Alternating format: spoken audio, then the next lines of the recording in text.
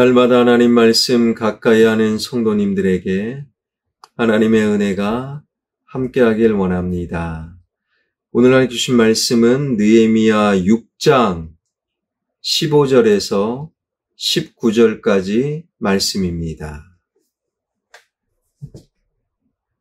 성벽 역사가 52일 만인 엘루럴 25일에 끝남에 우리의 모든 대적과 주위에 있는 이방 족속들이 이를 듣고 다 두려워하여 크게 낙담하였으니 그들이 우리 하나님께서 이 역사를 이루신 것을 알미니라. 또한 그때에 유다의 귀족들이 여러 번 도비아에게 편지하였고 도비아의 편지도 그들에게 이르렀으니 도비아는 아라의 아들 스가냐의 사위가 되었고 도비아의 아들 여호하난도 베랴가의 아들 무슬람의 딸을 아내로 맞이하였으므로 유다에서 그와 동맹한 자가 많음이라. 그들이 도비아의 선행을 내 앞에 말하고 또 내 말도 그에게 전하매 도비아가 내게 편지하여 나를 두렵게 하고자 하였느니라. 아멘.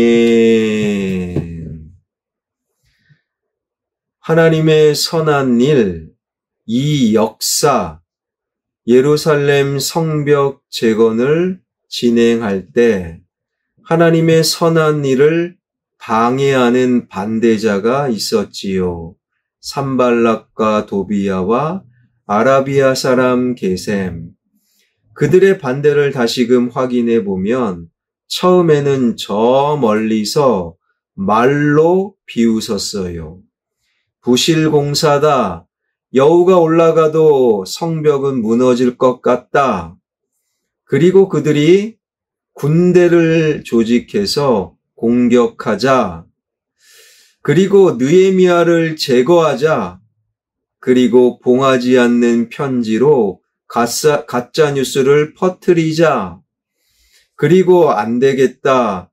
무려 선지자 스마야에게 뇌물을 주고 스마야를 이용하자. 그럼에도 기도로 성실함으로 내가 왜 예루살렘에 왔는지 분명히 함으로 하나님의 성벽 재건이 52일 만에 완공되었어요. 성벽 재건이 완공되자 반대자들은 어떻게 반응하였는가?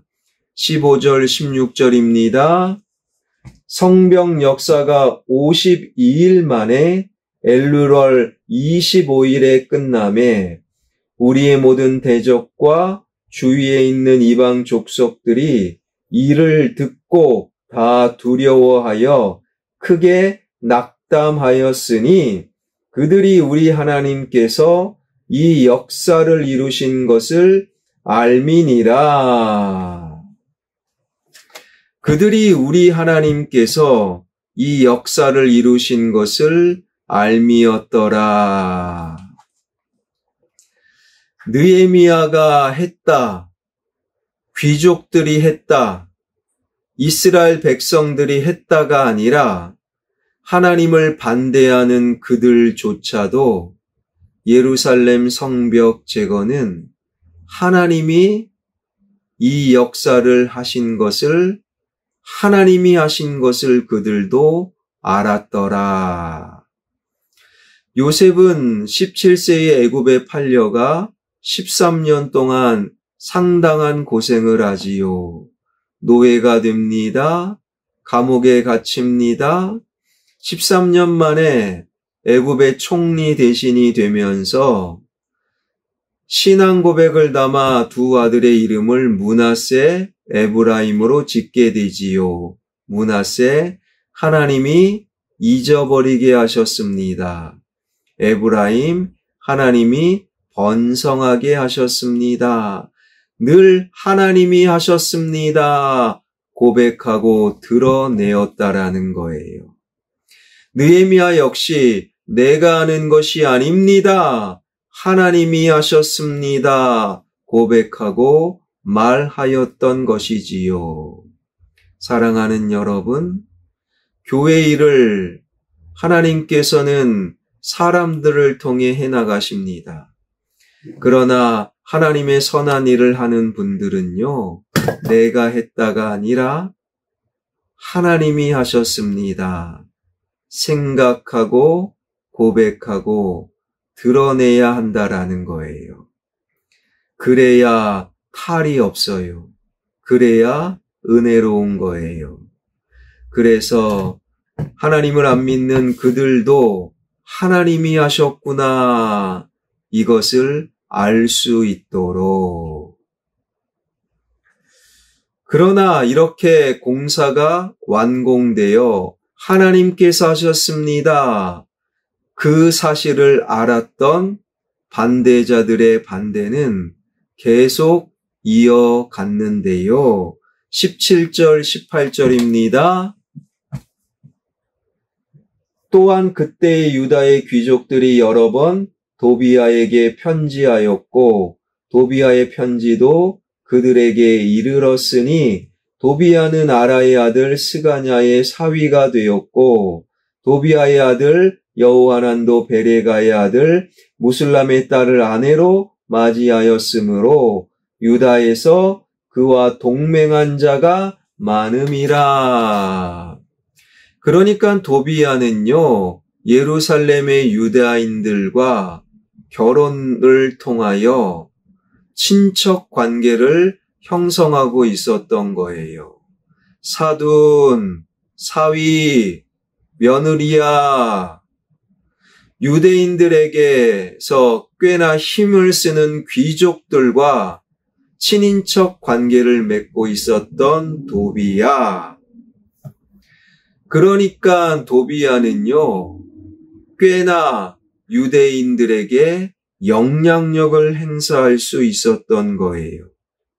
그리고 유대인들, 특별히 귀족들은 도비아의 관계, 도비아에게 받는 뇌물 등을 가지고 여전히 성벽 재건이 완공되었음에도 여전히 하나님을 외면하고 눈앞에 있는 이득을 쫓아 말하고 눈앞의 이득을 더 중요하게 여기던 사람들이 예루살렘 안에 활동하고 있었어요. 빌립보서 3장에 보면 바울은 유대 교회에서 얻은 이득을 배설물로 여기고 예수 그리스도를 선택합니다. 그러나 느헤미야 시대 예루살렘의 귀족들 가운데 눈앞에 있는 이득을 위해 하나님을 버렸다라는 거예요. 그들이 과연 어떤 짓을 하게 되었는가? 19절입니다. 그들이 도비아의 선행을 내 앞에서 말하고 또 내 말도 그에게 전하매 도비아가 내게 편지하여 나를 두렵게 하고자 하였느니라. 눈앞의 이득을 위해 하나님을 버렸던 유대인 귀족, 그들은 느헤미야 앞에 도비아를 칭찬하는 거예요. 여러분, 도비아가 칭찬받을 만한 일이 뭐 있겠습니까? 하나님의 선한 일을 방해하는 악인이었는데, 그런데 도비아를 칭찬합니다. 그리고 느헤미야의 말은 꽤나 여러 부분에서 국가 기밀이에요. 국가 기밀을 도비아에게 다 갖다 바쳤다. 잠언 28장 4절에 보니 이런 말씀이 있습니다. 하나님의 법을 버린 자는 악인을 칭찬하나 하나님의 법을 지키는 자는 악인을 대적하느니라. 도비아와 친인척 관계를 맺고 눈앞의 이득을 위해 도비야를 칭찬했던 그들은 하나님의 법을 버린 자, 하나님의 법을 무시하는 자, 그러한 자들임이 분명하다라는 거예요. 하나님의 법을 버린 자, 하나님을 버린 자이기에 악인이었던 도비야를 느헤미야 앞에서 칭찬했던 것이지요. 그런 자들의 머릿속에는 하나님의 말씀이 아닌 눈앞의 이득으로 가득 찼던 거예요. 어떤 목사님의 이야기입니다. 그 목사님은요, 금요일 저녁 6시에 사택에 들어가서 토요일 내내 주일 설교를 준비합니다. 대략 40시간을 그런다라는 거예요. 토요일 날 교회 나오지도 않아요. 토요일 날 주례, 그 목사님이 주례를 하지도 않아요. 주중은 합니다. 그러나 토요일은 안 해요. 그런데 어느 날 금요일 저녁부터 토요일 하루 종일 대략 40시간 동안 하나님의 말씀에 집중하고 하나님의 말씀만을 생각하던 그 목사님이 한 3분이나 4분 막내 녀석이 게임을 재밌게 하길래 어떤 게임을 하는가 이렇게 봤대요. 3분이나 4분 40시간 하나님 말씀에 집중하고 그 가운데 순식간이라고 말할 수 있는 3분, 4분 정도 게임기를 보았는데 주일 아침 일부 예배 때 갑자기 어제 보았던 막내 녀석의 게임 영상이 삐용삐용 하고 떠올랐다라는 거예요. 여러분, 이게 세상의 가치, 세상의 것들의 영적인 위험이에요. 하나님의 말씀을 40시간 집중했는데도 한 3분, 4분 잠시 보았던 게임 영상이 목사님, 설교를 앞두고 있는 목사님의 마음과 생각을 지배하고 있었다라는 거예요. 여러분, 그러니 온통 하나님의 법을 버리고 하나님 말씀 생각지도 않고 세상의 좋은 것, 즐거움, 유익을 쫓고 살아가는 그들이 얼마나 하나님의 일을 방해하는데 앞장섰겠습니까? 여러분, 이 일이 언제 일어났습니까?